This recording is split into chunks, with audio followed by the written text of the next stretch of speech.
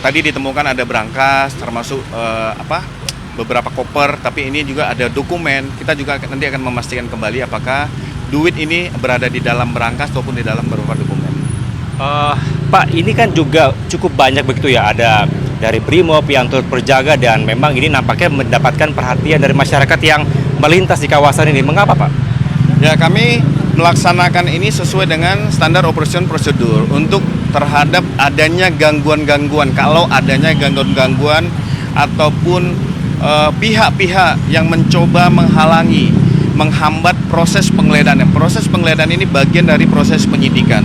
Dan kami sampaikan bahwa ada suatu ketentuan perundang-undangan di pasal 21 Undang-Undang Tindak Pidana Korupsi bahwa orang yang menghalang-halangi dapat dipidana melalui proses tersebut. Ada informasi, Pak, ini selain dari dua titik ini ada titik lain yang merupakan juga pejabat tinggi dari Kejagung. Apakah benar, Pak, itu? Ya, kita akan masih mendalami. Nanti akan kami sampaikan secara terbuka kepada teman-teman media. Tetap menggunakan azas praduga tak bersalah. Sampai saat ini kendala yang dihadapi dari pihak kepolisian dan juga dari tim yang menggeledah seperti apa, Pak? Alhamdulillah sejauh ini belum ada ditemukan permasalahan ataupun kendala. Semua berjalan lancar dan pihak dari Deklen pada saat kita juga datang, kita juga mencari saksi untuk dihadirkan dalam proses penggeledahan, ini semua berjalan lancar. Memang ini masih berjalan sampai dengan detik ini, artinya banyak hal-hal temuan yang harus dipilah. Ini menjadi barang bukti yang kita amankan untuk menjadi dalam proses nanti penyidikan, ataupun ini tidak digunakan dalam proses penyidikan. Ini dipilah, diseleksi. Pak Kabid, ini terkait dengan ada 3 objek perkara. Apakah ada update terkini kira-kira dari barang bukti ini mengarah kepada salah satu objek perkara tertentu atau seperti apa, Pak, update-nya? Nanti akan kita lakukan analisa dari penggabungan dari beberapa TKP yang dilakukan penggeledahan, hasil temuan pada saat penggeledahan ini juga harus dikonstruksikan sesuai dengan perkara yang mana, objek perkara yang mana. Nanti akan kami update pada teman-teman sekalian.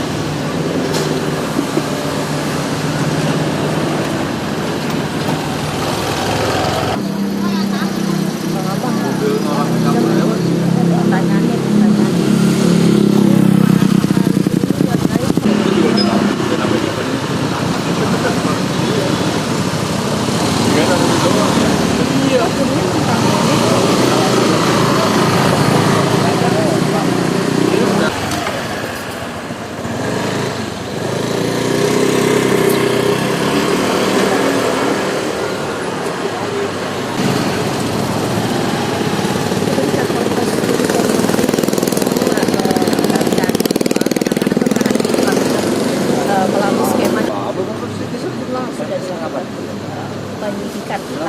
Salah satu tahapan penyidikan adalah penggeledahan.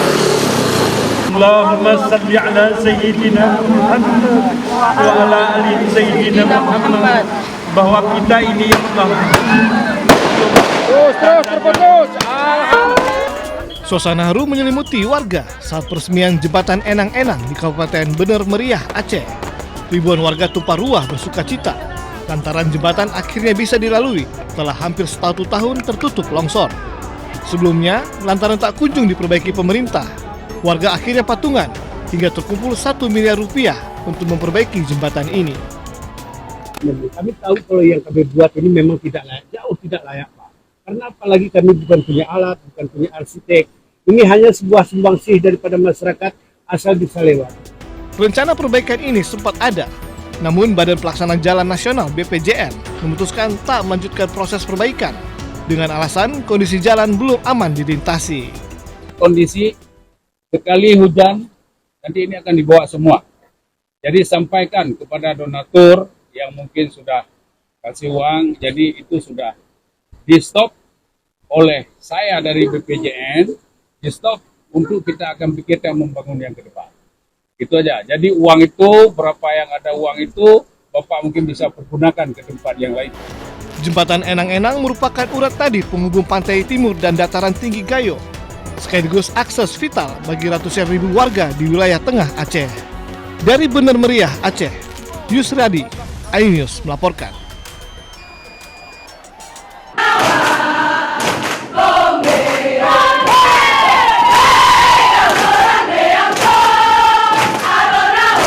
Program pelatihan bagi Sarjana Penggerak Pembangunan Indonesia atau SPPI yang akan menjadi manajer di Koperasi Desa Merah Putih dan Kampung Nelayan Merah Putih akan disempurnakan. Pemerintah telah mengevaluasi secara menyeluruh dan memutuskan untuk mengubah konsep pelatihan dari yang sebelumnya berbasis latihan dasar kemiliteran menjadi pelatihan bela negara dan manajerial.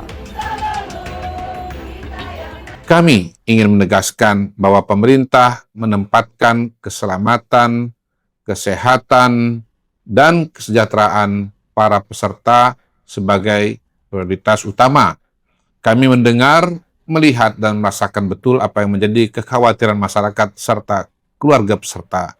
Tidak ada satupun tujuan program pemerintah yang lebih penting daripada memastikan anak-anak kita, para kader bangsa ini, dapat belajar dan berlatih dengan aman dan nyaman, serta optimal. Pemerintah juga menyebut langkah penyempurnaan ini diambil untuk memastikan program semakin tepat sasaran. Pemerintah juga optimis bahwa perubahan akan membawa angin segar. Tim Liputan iNews melaporkan.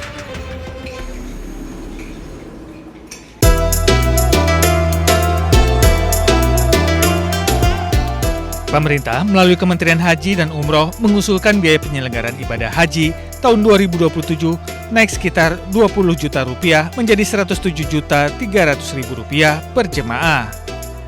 Kementerian Haji dan Umroh menyebut kenaikan biaya penyelenggaraan haji tahun 2027 dipicu sejumlah faktor seperti turunnya nilai tukar rupiah terhadap dolar, kenaikan biaya penerbangan, hingga layanan pengurusan visa. Namun, biaya perjalanan ibadah haji yang dibayar langsung oleh jemaah tetap sekitar 40% dari total BPIH. Sedangkan 60% sisanya akan ditutup dari nilai manfaat yang dikelola Badan Pengelola Keuangan Haji. Hal ini disampaikan Menteri Haji dan Umroh Muhammad Irfan Yusuf saat rapat kerja dengan Komisi 8 di Gedung DPR RI, Senayan, Jakarta. Kita sudah mengajukan BPIH yang dengan berat memang terpaksa harus naik karena faktor dolar, faktor aftur, dan pemerintah Saudi sudah meningkatkan layanannya. Artinya apa? Otomatis akan menambah harganya juga. Penetapan angka ini berdasarkan item-item itu rasional sekali.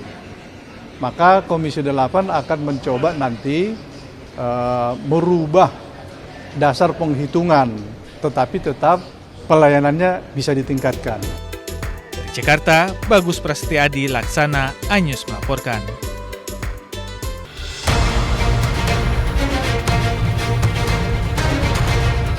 Bak kotak Pandora yang terbuka, tersangka korupsi MBG bertambah lagi. Kejaksaan Agung kali ini menetapkan Lalu Muhammad Iwan sebagai tersangka ke-7 dalam pusaran korupsi MBG.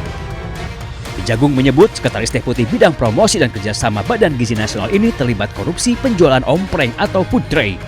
Modusnya, perwira polisi aktif berpangkat Brigadir Jenderal itu mencari calon mitra untuk mendirikan dapur MBG. Syaratnya, mereka wajib membeli ompreng kepada perusahaan PT SGI. Belakangan terungkap PT SGI ternyata perusahaan yang sengaja ia dirikan.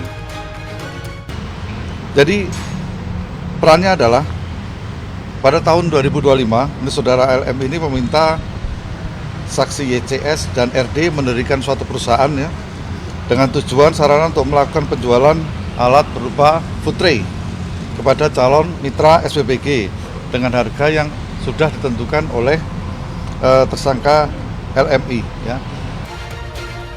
Walaupun sudah menetapkan 7 orang tersangka, Ketua Masyarakat Anti Korupsi Boyamin Saiman menyebut jumlah tersangka korupsi MBG kemungkinan akan bertambah. Boyamin juga mendesak Kejagung tidak hanya menetapkan tersangka, tetapi juga harus bisa mengembalikan kerugian uang negara. Jadi ini masih banyak yang harus jadi tersangka karena banyak yang dimanipulasi, banyak yang dikorupsi, mulai dari titik dapur, pengadaan motor listrik, ompreng, mungkin CCTV, mungkin diduga juga terkait dengan pengadaan pakaian, pengadaan tablet segala macam. Itu sudah seharusnya Kejaksaan Agung menyasar semua yang terlibat dalam korupsi MBG dan BGN. Karena apapun ya, untuk pertama tujuan utamanya adalah pengembalian kerugian negara.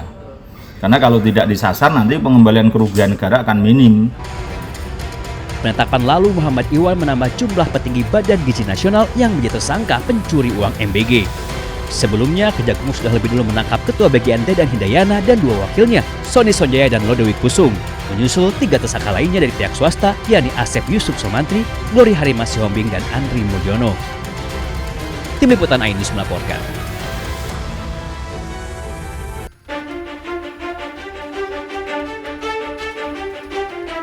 Setelah Kejagung menetapkan polisi aktif berpangkat Brigadir Jenderal lalu Muhammad Iwan sebagai tersangka korupsi MBG, Korps Adiaksa menyebut ada dugaan keterlibatan oknum anggota TNI aktif dalam pusaran korupsi MBG. Kejagung menyebut oknum TNI berpangkat kolonel itu berinisial BU. Di dalam tubuh Badan Gizi Nasional, BU memiliki jabatan ganda, yakni sebagai Sekretaris Deputi Bidang Penyediaan dan Penyaluran dan Pejabat Pembuat Komitmen atau PPK. Sebagai petinggi di Badan Gizi Nasional, BU diduga ikut kong-kali-kong mengatur penggelembungan harga barang dan jasa, termasuk pengadaan sepeda motor listrik yang jumlahnya mencapai 21.801 unit. Walaupun sudah menemukan keterlibatan oknum TNI, namun Kejagung tidak bisa serta-merta memproses BU karena masih berstatus TNI aktif. Penanganan terhadap oknum tersebut, yaitu saudara BU, itu dilaksanakan secara koneksitas bersama dengan penyidik pada Jaksa Agung Muda Militer. Jadi perkara itu termasuk sepeda motor ya, pengadaan sepeda motor itu karena ada keterlibatan oknum TNI aktif. Mendengar anggota yang diduga terlibat korupsi MBG, Mabes TNI langsung buka suara. Kapuspen TNI Brigjen Muhammad Nas menyebut terkait masalah BU akan berkoordinasi dengan Kejagung. Jika terbukti korupsi, maka BU akan ditindaklanjuti sesuai ketentuan hukum. Dalam lingkaran korupsi MBG, Kejagung telah menetapkan 7 orang tersangka, 4 orang petinggi Badan Gizi Nasional, 3 lainnya dari pihak swasta. Tim Liputan Ainus melaporkan.